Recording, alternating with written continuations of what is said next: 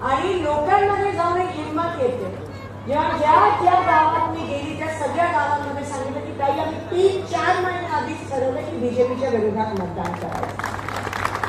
एक रोष आहे शेतकऱ्यांच्या मनात, रोष.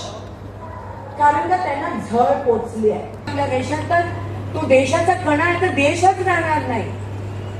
15 लाख पासून जे खोटं बीजेपीने सांगितलं आतापर्यंत ते फक्त खोटं सांगतात.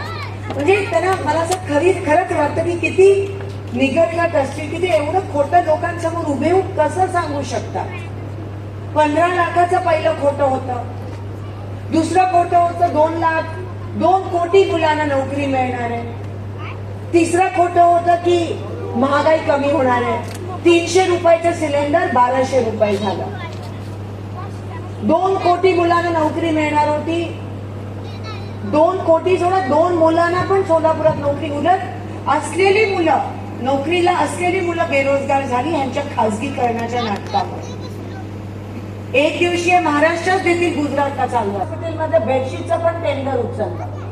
परवा तर मी ऐकलं की मोहोळ मधला एक कोणीतरी माजी आमदार आहे आणि त्यांनी ज्या सगळी तयारी केली आणि लोक आली भेटायला वगैरे की कोणाला समर्थन देणार आहे कोणाला समर्थन देणार आहे. आणि मंत्री जे काय ते आल्यावर 80% शेतकरी निघून गेले. तर 80-85% निघून गेले जेव्हा त्यांना कळलं की हे बीजेपीला समर्थन. ते का बीजेपी? कारण का मागच्या 3-4 दिवसात जेव्हा त्यांना कळलं की लोकांचं मत त्यांच्या बाजूने नाही आहे, जनमत त्यांच्या बाजूने नाहीये, तेव्हा त्यांचं धमक्या सुरू झाल्या. आता सीएम डीसीएम दोन्ही डीसीएम अशा हल्ली त्यांनी राज्य सोडायचं काम सुरू बंद केलंय. फक्त धमक्या देत आहेत. मी ईडी करीन, मी तुझ्यावर केस करीन, मी तुला आत टाकीन, मी सीबीआय पाठवीन, मी रेड टाकेन, एवढंच. आणि नेत्यांना आणि पुढाऱ्यांना फक्त धमक्या. त्यांना तुम्हाला पण येतील आल्या असतील सांगत नसतील. म्हणजे एवढं तुम्ही बघताय ते काय मोहोळ पंढरपूर मधले काल शरद पवार साहेबांची सभा घेतली आणि दुसऱ्या दिवशी त्यांचा कारखाना सील केला. एवढी दमदाटी.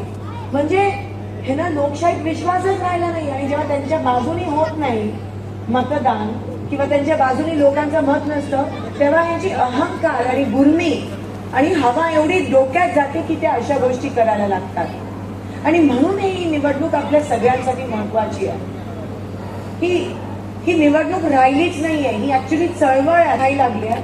पण 2 वर्ष महापालिकेची निवडणूक घेतली नाहीये आणि त्यामुळे आज आपल्याला 7-7 दिवसात पाणी येतं. पाणी येत नाही. कमी धाराचं पाणी येतं म्हणून आपण बोर लावतो, त्याच्यावरती मशीन लावतो आणि त्या मशीनला हात लावून लहान मुलं शॉकनी गेल्या, दगावली. ह्याचा पाप तो भारतीय जनता पक्षाचा. विमान सेवा चालू करणार होते, चिमणी पाडली. 10 महिने झाले चिमणी पाडून आणि चिमणी एवढ्या तातडीने पाडली जसं काय ह्यांचं विमान आकाशात होतं, लँडिंग होणार होतं. पण आज 10 महिने होतं त्यांचं विमान ना टेक ऑफ झालं ना लँडिंग झालं. मग का पाडली चिमणी? सुडाचं राजकारण. शेवटचा प्रकल्प जो सोलापुरात आला तो एनटीपीसी होता. त्याच्यानंतर एक पण उद्योग आपल्या सोलापुरात आला नाही. तो एनटीपीसी काँग्रेसच्या काळात साहेबांनी आणले. एक पाईपलाईन आणू शकले नाही. 15 लाखाचं वचन देणारे पाईपलाईन सुद्धा आणू शकले नाही. आणि स्मार्ट सिटीच्या नावाखाली नाटक. स्मार्ट सिटी त्यांना करायची होती तर सोलापुरात 24 तास पाणी का नाही दिलं? फक्त स्मार्ट सिटी नाहीये, हे पण बोगस थाप आहे त्यांची. फक्त 3% भागात स्मार्ट सिटी केली. पूर्ण सोलापूर स्मार्ट सिटी नाही आहे. त्यांना खरंच स्मार्ट सिटी करायची होती तर त्यांनी झोपडपट्टी पाडून नवीन घरं बांधली असती तिथे. पण नाही, फक्त 3% भागात स्मार्ट सिटी केली आणि कोट्यवधी पैसे यांच्या खिशात दाखवलं. फसवणीस काय म्हणतात? नाही, फोडणवीस आमदार फोडतात खासदार. तेवढीच कामं केली त्यांनी मागच्या 10 वर्षात. आरक्षणाचं गाजर दाखवलं, निवडून आणा आणि ज्यांना पाडायचंय त्यांना आता समजते लागलं को इशारा कापू. हो का नाही? काजू कळलं नाही तुम्हाला? भारतीय जनता पक्ष करते हळूहळू एक एक करून. आणि तुम्ही का त्यांना बळी पडता? 2 वर्षात मला नाही वाटत, मला माहिती आहे की ह्यावेळेस तसं होणार नाहीये. मागच्या 2 वेळेस तो प्रयत्न केला, पण मागचे दोन्ही खासदार इतके निष्क्रिय ठरले. आता मला सांगा, सत्ताधारी पक्षाला जेव्हा दोन्ही उमेदवार बदलावे लागतात, 2 नाही 3 उमेदवार बदलावे लागतात, त्याच्यापेक्षा मोठी लाजिरवाणी गोष्ट काय असू शकते? सत्ताधारी खासदार काही काम केलं नाही म्हणजे त्यांच्याच पक्षाने त्यांना निष्क्रिय होण्याची पावती दिली.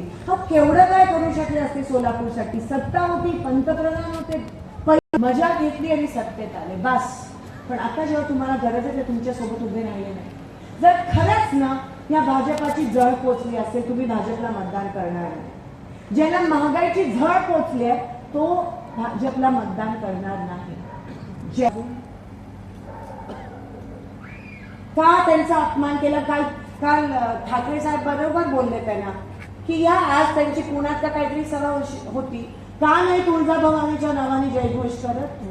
का नाही विठू माऊलीच्या नावाने जयघोष करत? का आपण आपल्या ग्रामदैवतांना विसरलो? सिद्धरामेश्वराला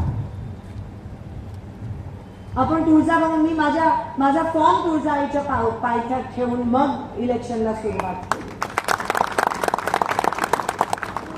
आणि हे लोक असं फक्त तेढ निर्माण करतात, फक्त तेढ. बाकी ह्यांचं काय, ह्यांचा 1 पॉइंट अजेंडा तोच आहे. काम कोणी करत नाहीये त्यांच्यापैकी, आणि त्यांना माहिती आहे ते मुद्द्याचं बोलतच नाहीये. म्हणून ह्या वेळेस जसं मी म्हणाले, ही निवडणूक आपल्यासाठी जिंकू किंवा मरू आहे. जर खरंच शेतकरीचा मुलगा असेल तर तो भाजपला मतदान करणार नाही, कारण त्या शेतकऱ्याला सगळं ते जीएसटीचं राक्षस तुमच्या उरावर येऊन बसलं. महागाई, आपण म्हणतो ना दुष्काळात 13वा महिना, तशी परिस्थिती निर्माण झाली आहे. असं कोण आहे ज्याला झळ पोचली नाहीये मला सांगा. दादा तुमच्या झाले 15 लाख जमा, तुम्हाला 300 रुपयाचं सिलेंडर मिळतं वाटतं. काकू तुम्हाला मिळतं का 300 रुपयाचं? मग नका यावेळेस. नाहीतर बघा, घरी जर मुलगा अभ्यासा 10वीला बसला असतो आणि 10वी नापास होतो तर पूर्ण घरात दुखवटा असतो. आई अशी बसली असती, ह्याचं काय करायचं? बाबा ओरडत असतात, पट्टी घेऊन 1 वर्ष वाया घालवलंस. पण तो तरी ती 10वी आहे, तो क्लिअर करू शकतो परत देऊन. सोलापूरचं काय, आपण 10 वर्ष मागे गेलो. ईडीबीडीची भीती नाही आहे, कारण माझ्याकडे कारखाना नाही, संस्था नाही, बँक नाही. बरं झालं शिंदे साहेब या भानगडीत पडले नाही, आम्हाला जमलं पण नसतं ते. आणि मी राजकारणात सत्तेसाठी किंवा टक्केवारीसाठी पण आली नाही. म्हणून माझ्यापासून तुम्हाला काय, हे मी माझं नशीब समजते की मला शहर उत्तरमध्ये काम करायला मिळणार जर तुमचा आशीर्वाद असला तर. आणि जेव्हा जेव्हा मी, म्हणजे अजूनपर्यंत आजपर्यंत मी उत्तरमध्ये आली नव्हती, मला दुसऱ्यांच्या मतदारसंघात नाक खुपसायला आवडत नाही. पण आता लोकसभा लढते तर यायलाच लागेल. आणि माझ्या आणि तुमचं नातं माझ्या मतदारसंघात आमदार आणि मतदाराचं नाहीच आहे, ते भावाचं आणि बहिणीचं, आईचं आणि लेकीचं नातं आहे. आणि हे नातं मजबूत असते, कोणी तोडू नाही शकत. विश्वासाचं नातं असतं. ही सेवा करायला मिळत असेल तर ती मी माझं अहोभाग्य समजते आणि मी तुमचा विश्वास सार्थ करेन. एक वेळेस ही निवडणूक, एक वेळेस ही लढाई माझ्यासोबत लढा. पुढची सगळी लढाई मी समर्थपणे एकटी तुमच्यासाठी लढायला तयार.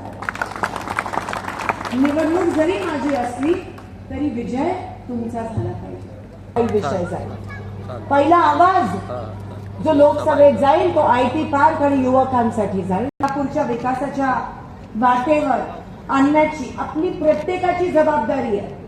तुम्हाला, मला नसेल ना मतदान करायचं, पण बीजेपीच्या विरोधात नक्की करा आणि म्हणून मला करा. कारण का बीजेपीच्या विरोधात मतदान झालं पाहिजे, तरच आपलं सोलापूर प्रगतीच्या पथावर येईल, नाहीतर नाही, परत नुकसान. म्हणून काय नाही तर सोलापूरसाठी तरी काँग्रेसला मतदान करा. मला माहिती तुम्हाला सवय नाहीये ना काँग्रेसला मतदान करण्याची. फोटो बघा आणि चिन्ह बघा, चिन्ह नका बघू पाहिजे. पण ह्या वेळेस वन साइड झालं पाहिजे. त्यांना विचारा की पाणी जेव्हा येतं ना 7-7 दिवस त्याची झळ काय असते, त्यांना विचारा. आरक्षण टिकणार नाही हे लक्षात घ्या. संविधान वाचवण्याची चळवळ ही फक्त ठराविक लोकांसाठी नाही, आपल्या देशाची आहे. त्यांची हिंमत कशी येऊ शकते संविधान बदलण्याच्या गोष्टी करतात? खासगीकरण पण आरक्षण संपवण्याचं कट कारस्थान आहे.